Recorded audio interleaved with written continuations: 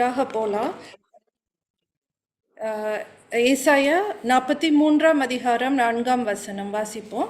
Isaiah chapter 43 verse 4.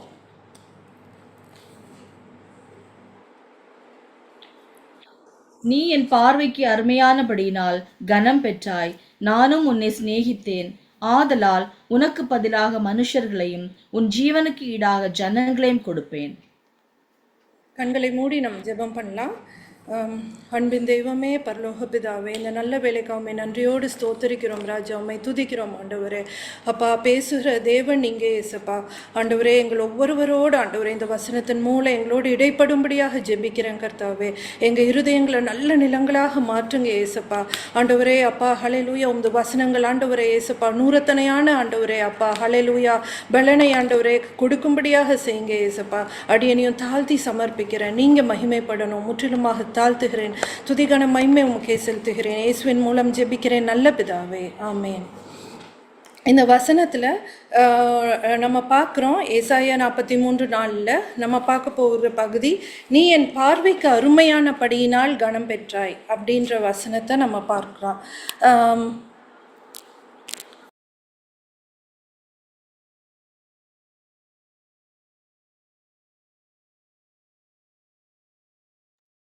Unmute ചെയ്, കേൾക്കത്തില്ല. Sorry, അൺമ്യൂട്ടിലേ ഇരിക്കുന്നത്. ഇപ്പോൾ കേൾക്കുന്നുണ്ടോ?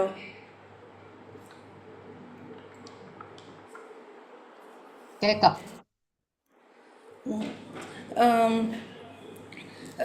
ஆண்டவருடைய பார்வைக்கு நம்ம அருமையாக இருந்தால் நம்ம ஆண்டவருடைய கனத்தை பெறுவோம்.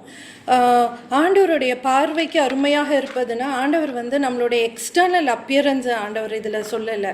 என்னுடைய பார்வைக்கு அருமையாக இருந்தால் நான் அருமையான படியினால் கனம் பெற்றாய் அப்படின்னு வசனம் சொல்லுது. இங்கே ஆண்டவர் ஆண்டவருடைய பார்வைக்கு அருமைன்னு சொல்கிறது நம்மளுடைய அழகையோ நம்மளுடைய எக்ஸ்டர்னல் அப்பியரன்ஸ் ஆண்டவர் சொல்லலை. ஆனால் நம்மளுடைய கிரியைகளை ஆண்டவர் பார்க்குறாரு. நம்மளுடைய சிந்தனைகள், நம்மளுடைய எண்ணங்கள், நம்மளுடைய இருதயத்தின் நினைவுகளை ஆண்டவர் கண்ணோக்கி பார்க்கிறவராக இருக்கிறாரு. அந்த சிந்தனைகளும் நம்மளுடைய கிரியைகளும் அருமையாக இருந்துச்சுன்னா ஆண்டவர் நம்மளை கனம் பண்ணுவார். உலக மனிதர்கள் நம்மளை நிறையா டைமில் கனம் பண்ணலாம், நம்மளை ஆனர் பண்ணலாம். ஆனால் அது எப்போதுமே இருதயத்தின் ஆழத்தில் இருக்குன்னு சொல்ல முடியாது.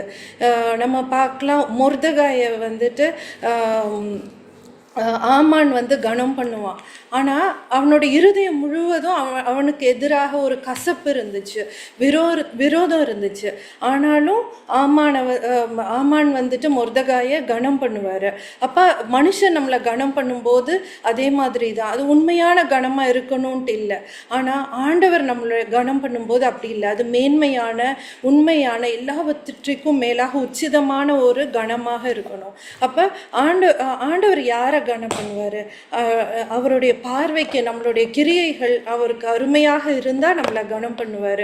அவர் தன்னுடைய ஜனத்தை வாட்ச் பண்ணுறாரு. நம்மளுடைய ஒவ்வொரு கிரியைகளையும் அவர் ஆராய்ந்து பார்க்குற ஒரு தேவனாக இருக்கிறாரு. நம்ம வெளிப்படுத்தின விசேஷத்தில் 7 சபைகளுக்கு தேவன் எழுதும்போது சொல்கிறாரு, நான் உன் கிரியைகளை அறிந்திருக்கிறேன் அப்படின்னு சொல்கிறாரு. அப்போ 7 சபையோடைய ஒவ்வொரு கிரியைகளையும் ஆண்டவர் வாட்ச் பண்ணுறாரு. சபை என்றால் என்ன? சபை ஒரு கட்டடம் கிடையாது. நானும் நீங்களும் தான் அந்த சபையாக இருக்கிறோம். அப்போ நம்மளுடைய ஒவ்வொரு கிரியைகளையும் தேவன் வாட்ச் பண்ணுறாரு. நம்ம கிரியைகள் ஆண்டவருக்கு முன்பாக அருமையாக இருந்தால் ஆண்டவர் நம்மளை கனம் பண்ணுவார்.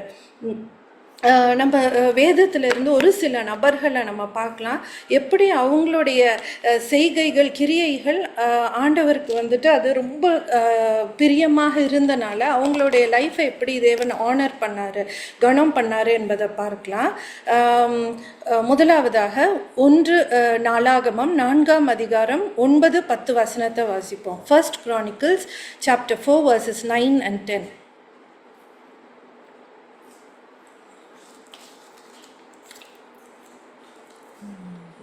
யாபேஸ் தன் சகோதரை பார்க்கிலும் கனம் பெற்றவனாய் இருந்தான். அவன் தாய், நான் துக்கத்தோடு அவனை பெற்றேன் என்று சொல்லி அவனுக்கு யாபேஸ் என்று பெயரிட்டான்.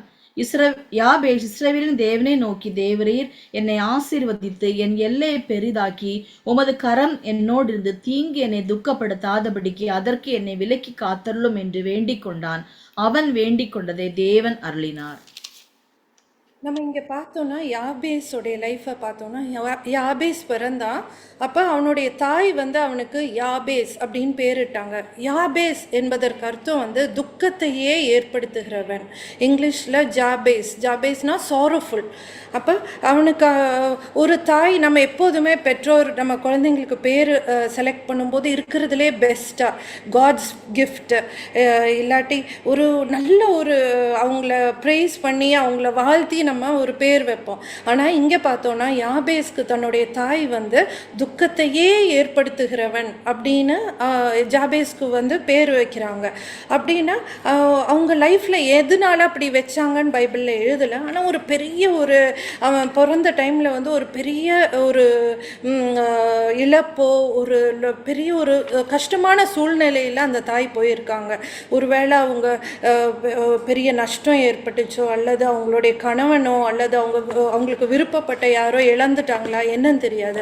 அப்போ அதனால தான் அந்த மகனுக்கு வந்துட்டு யாபேஸ் துக்கத்தையே ஏற்படுத்துகிறவன் அப்படின்னு வைக்கிறாங்க. அப்போ அவன் அந்த ஒரு பிறந்ததுலேருந்து பெற்ற தாயே தன்னுடைய மகனை இப்படி பார்க்குற ஒரு சூழ்நிலை இருக்கும்போது எப்படி இருக்கும். அப்போ அவனுக்கு ஒரு எப்போதுமே அந்த ஒரு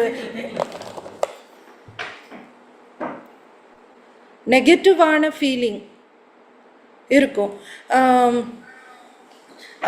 அப்போ இப்படி அவன் ரொம்ப கஷ்டத்துக்கு இடையில போகிறான். அவனுடைய ஐடென்டிட்டியே வந்துட்டு அவன் ஒரு நீ துக்கத்தை ஏற்படுத்துகிறவன். ஒருவேளை அவன் பிரதர்ஸ், அவனுடைய ஸ்கூலில் படிக்கிற பிள்ளைங்க எல்லாருமே இதே தான் கூப்பிடுவாங்க. அப்போ சிறு வயது முதல் இந்த ஒரு பேர் கேட்டு அவன் துக்கத்திலே வாழ்கிற ஒரு பையன். ஆனால் ஜாபேஸ் கிட்ட இருந்த குணம் என்னன்னா, அதை தன்னுடைய ஐடென்டிட்டியாக எடுக்கலை. துக்கத்தை ஏற்படுத்துகிறவன் எல்லாரும் கூப்பிட்டாலும் அவன் என்ன தீர்மானிச்சானா, தன்னுடைய தேவனை அவன் வந்து விசுவாசித்தான். அவன் தேவனிடத்துல வந்து ஜெபம் பண்ண ஆரம்பிச்சான். அவன் வந்து he is crying out to God. ஆண்டவரே, என்னுடைய நிலைமையை மாற்றுங்க, என் எல்லையை பெரிதாக்கி உமது கரம் என்னோடு இருக்கணும், தீங்கு என்னை துக்கப்படுத்தாதபடிக்கு அதற்கு என்னை விலக்கி காத்தருளும் அப்படின்னு வேண்டிக் கொள்ளுறான். அப்போ தன்னுடைய ஐடென்டிட்டியை எப்போதுமே நீ அழுகையை கொண்டு வருகிறவன் அப்படின்ற ஐடென்டிட்டியை அவன் ஏற்றுக்கொள்ளலை. ஆனால் அவன் ஆண்டவர் மேலே விசுவாசித்து அவன் வந்து ஆண்டவர்கிட்ட வேண்டிக் கொள்கிறான். ஆண்டவரே, என்னுடைய எல்லையை பெரிதாக்குங்க, ஆண்டவரே, உம்முடைய கரம் என்னோடு இருக்கணும் அப்படின்னு அவன் ஆண்டவரோடு கேட்கும்போது ஆண்டவர் என்ன பண்ணுகிறாரு, அவனுடைய சூழ்நிலைகள் எல்லாம் மாற்றுகிறாரு, அவனுடைய துக்கத்தை மாற்றுகிறாரு. அவனை வந்துட்டு அந்த வசனத்துடைய ஸ்டார்டிங்லேயே நம்ம பார்க்குறோம். அவன் யாபேஸ் தன் சகோதரரை பார்க்கிலும் கனம் பெற்றவனாக இருந்தான் அப்படின்னு. அதே மாதிரி தான் நம்ம லைஃப்லேயும் நிறைய சூழ்நிலைகள் வரலாம். நம்மளை ரிஜெக்ட் பண்ணலாம். நம்மளுடைய சிச்சுவேஷன் நம்மளுடைய ஐடென்டிட்டியாக இருக்கலாம். ஒருவேளை எனக்கு பெற்றோர் இல்லை, எனக்கு தாய் இல்லை, நான் ஏழ்மையாக பிறந்தேன், எனக்கு படிப்பு வராது, இதெல்லாம் இந்த உலகம் நம்மளை பாயிண்ட் பண்ணுற காரியமாக இருக்கலாம். ஆனால் ஆண்டவர்கிட்ட நம்ம அந்த ஐடென்டிட்டியை எடுக்கக்கூடாது. நம்ம ஆண்டவருடைய பிள்ளைங்க. ஆண்டவர்கிட்ட நம்ம வந்து ஜெபத்தை ஏறெடுக்கும் போது, அவரை விசுவாசிக்கும் போது யாபேஸுடைய நிலைமையை மாற்றி அவரை கனம் பொருந்தியவனாக வைத்தது போல ஆண்டவர் நம்மளையும் மாற்றுவார். இரண்டாவதாக நம்ம பார்க்குற ஒரு மனுஷன் வந்து தாவீதும் அப்படிதான். சிறு வயது முதல் தன்னுடைய ஃபேமிலியால் ரிஜெக்ட் பண்ணப்பட்ட ஒரு மனிதனாக இருந்தார்.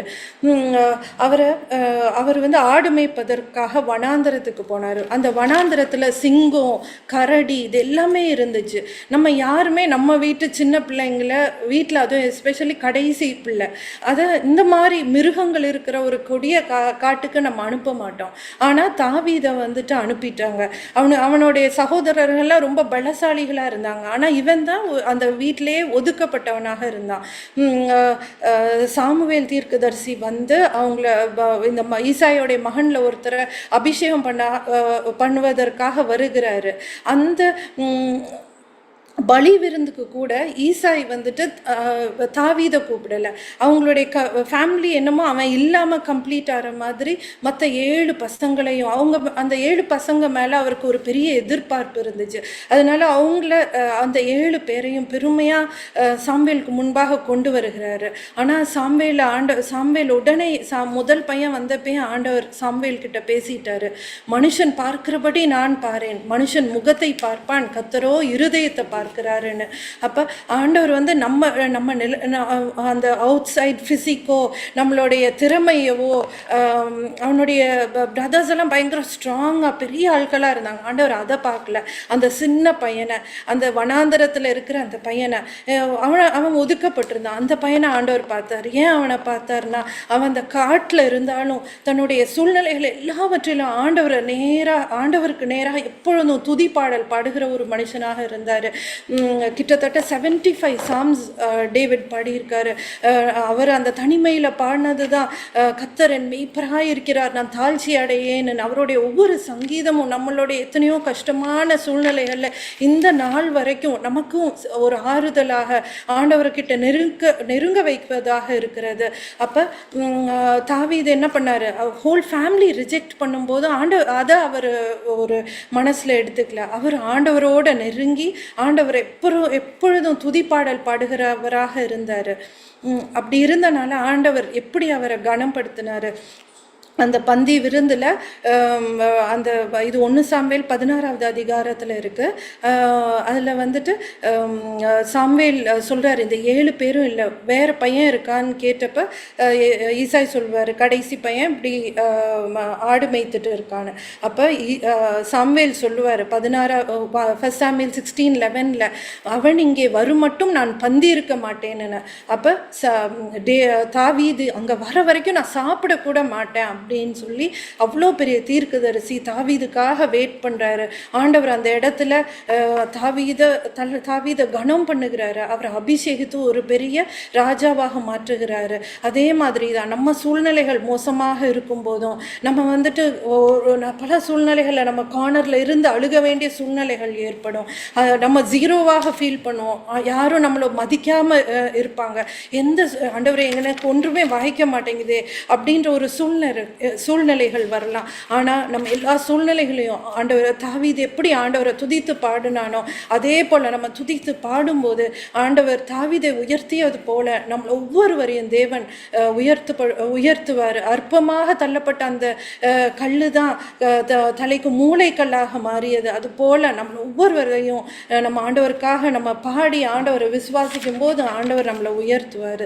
3வதாக நம்ம யோசேப்பை குறித்து பார்க்கும்போது அவனும் அதே மாதிரி தான் குடும்பத்தால் ஒதுக்கப்பட்ட ரிஜெக்ட் பண்ண ஒரு மனிதனாக இருந்தார். அவரை வந்துட்டு எகிப்தில் போர்த்திபார் வீட்டில் விலைக்கு கொடுத்துட்டாங்க, ஸ்லேவாக கொடுத்துட்டாங்க. ஆனால் தேவன் யோசேப்போடு இருக்கிறார் என்பதை கண்டு போர்த்திபார் அந்த குடும்பத்தின் எல்லா அதிகாரத்தையும் யோசேப்புக்கு கொடுத்தாரு. நமக்கு தெரிஞ்ச ஒரு ஸ்டோரி தான். ஆனால் யோசேப்பு அந்த போர்த்திபாரின் மனைவி யோசேப்பு கிட்ட தவறு செய்வதற்காக அழைக்கும் போது யோசேப்பு என்ன சொல்றாரு,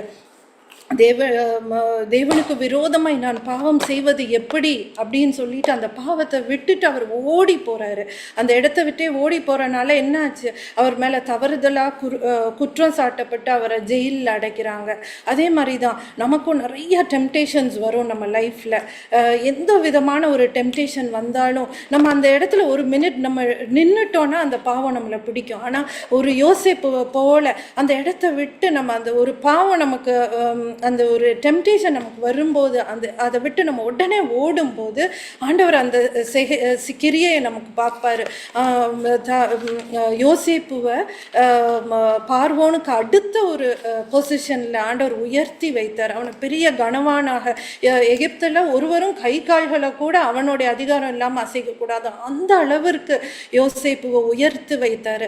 அதே மாதிரி தான் நமக்கும் எந்த ஒரு சூழ்நிலை வந்தாலும் நமக்கு ஒரு டெம்டேஷன் வரும்போது நம்ம இந்த உலகத்தில் இருக்கும்போது அநேக பாவம் நம்மளை நெருக்க வரும். ஆனால் எந்த ஒரு டெம்டேஷன்லையும் நம்ம ஸ்டாண்ட் பண்ணி அதை கொடுக்கக்கூடாது. ஒரு யோசேப்பு ஓடுனதை போல் நம்ம அந்த பாவத்தை விட்டு ஓடணும். தேவனுக்கு நம்ம செய்கிற ஒரு சின்ன தவறாக இருந்தாலும், ஒரு பொய் பேசுகிறதா இருந்தாலும், ஒரு சின்ன தவறாக இருந்தாலும், தேவனுக்கு விரோதமாய் நான் பாவம் செய்ய மாட்டேன் அப்படின்ற ஒரு முடிவோடு நம்ம ஆண்டவருக்காக ஜீவிக்கும்போது அந்த கிரியையை ஆண்டவர் பார்த்து நம்மளையும் தேவன் வந்து கனப்படுத்துவராக இருக்கிறாரு.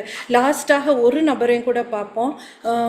அப்போஸ்தலர் 7ஆம் அதிகாரம் 55ஆம் வசனத்தை நானே வாசிக்கிறேன், டைம் வரனால. அவன் பரிசுத்த ஆவியினாலே நிறைந்தவனாய் வானத்தை அன்னார்ந்து பார்த்து தேவனுடைய மகிமையையும் தேவனுடைய வலது பாரிசத்தில் இயேசுவானவர் நிற்கிறதையும் கண்டு அப்போ இங்கே வந்து ஸ்தேவானை குறித்து எழுதியிருக்குது. ஸ்தேவான் வந்துட்டு ஒரு தரிசனத்தை பார்க்குறான். அவனை சுற்றியும் ஒரு பெரிய ஜனக்கூட்டம் இருக்குது. அவனை கல்லெறிந்த அவன் பிரசங்கித்த பிறகு கல்லெறிவதற்காக ரெட்டியாக அப்படியே கோவத்தோடு ஒரு ஜனம் இருக்கு. ஆனால் ஆண்டவர் ஒரு தரிசனத்தை காமிக்கிறாரு. என்ன தரிசனம்னா, தேவனுடைய மகிமையை அவர் பார்க்குறாரு. அனார்ந்து பார்க்கும்போது தேவனுடைய மகிமையை பார்க்குறாரு. தேவனுடைய வலது பாரிசத்தில் இயேசுவானவர் நிற்கிறதை பார்க்குறாரு. இயேசுவானவர் வந்து தேவனுடைய வலது பாரிசத்தில் இருக்கிற தேவன். அப்போ அவர் எதற்காக நிற்கிறாருன்னு தெரியுமா? ஒரு ஆனர் பண்ணுறாரு. இந்த ஸ்தேவான் எப்படிப்பட்டவன்?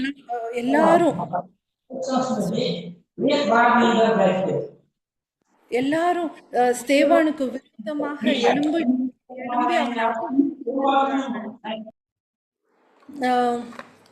ஆனா அவர் வந்து அவருடைய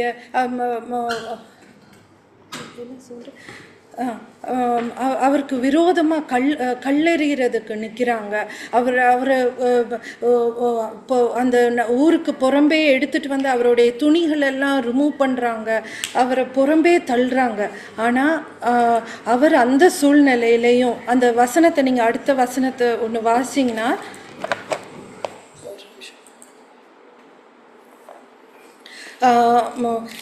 அப்போஸ்தலர் 7:56 ஒன்று வாசிங்க. அதோ வானங்கள் திறந்திருக்கிறதையும் மனுஷகுமாரன் தேவனுடைய வலது வருஷத்தில் நிற்கிறதையும் காண்கிறேன் என்றான். 60வது வசனத்தை வாசிங்க, verse 60. அவனோ முழங்காற்படியிட்டு, ஆண்டவரே, இவர்கள் மேல் இந்த பாவத்தை சுமத்தாதிரும் என்று மிகுந்த சத்தமிட்டு சொன்னான். இப்படி சொல்லி நித்திரை அடைந்தான். அவங்க எல்லாரும் அவனை வந்துட்டு அந்த ஊருக்கு புறம்பே எடுத்துட்டு வராங்க. அவனுக்கு விரோதமாக கல்லெறிகிறாங்க. அவன் ட்ரெஸ் எல்லாம் கிழிச்சு அவனுக்கு விரோதமாக எழும்பும்போது அவன் என்ன தெரியுமா செய்கிறான்? முழங்கால் படியிட்டு, ஆண்டவரே இவர்களை மன்னிங்க. இயேசுடைய குணத்தை வெளிப்படுத்துகிறார். இயேசு கிறிஸ்து வந்து சிலுவையில் வந்துட்டு அந்த ஜனங்களுக்காக சொன்னார், ஆண்டவரே இவர்கள் அறியாமல் செய்கிறாங்க, இவங்களை மன்னிங்கன்னு ஆண்டவர் கேட்டது போல் அதே இயேசுவின் குணம் இவருக்கு இருந்துச்சு. அந்த எல்லாரும் கல்லெறியும் போது ஐயோ அம்மான்னு அவர் கத்தலை. அவர் முழங்காற்படியிட்டு, ஆண்டவரே இந்த ஜனங்களை, இந்த பாவம் அவங்களுக்கு மேலே சுமராமல் இருக்கட்டும் அப்படின்னு அவங்க கிட்ட இருந்தார். இந்த நல்ல குணத்தை ஆண்டவர் பார்க்குறாரு. அதனால தான் அவருக்கு அந்த விஷயம் தெரியுது. அவரை ரிசீவ் பண்ணுறதுக்கு வந்துட்டு இயேசுவே எழும்பி நிற்கிறாரு. ஆண்டவர் அப்படி ஒரு கணத்தை ஸ்தேவானுக்கு கொடுக்குறாரு. இதே மாதிரி தான் நம்மளுடைய லைஃப்பும் இதே மாதிரி இருக்கணும். எல்லா சூழ்நிலைகளையும் நம்மளுடைய கிரியைகள் ஒவ்வொன்றும் ஆண்டவருடைய கண்களுக்கு ஒரு அருமையாக இருந்துச்சுன்னா ஆண்டவர் நம்மளையும் இப்படியாக கனப்படுத்துவார்.